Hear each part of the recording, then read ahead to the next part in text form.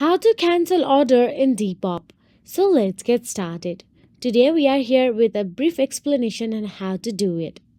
Firstly, open the Depop app on your mobile device, then simply access your profile. Direct your attention to the bottom right corner of the screen where the profile icon is available. Then, with your profile haven, locate and tap on the Purchase tab, and this section serves as the catalog of all your Depop acquisitions. Then, scroll through the list of your purchases until you pinpoint the specific order earmarked for cancellation.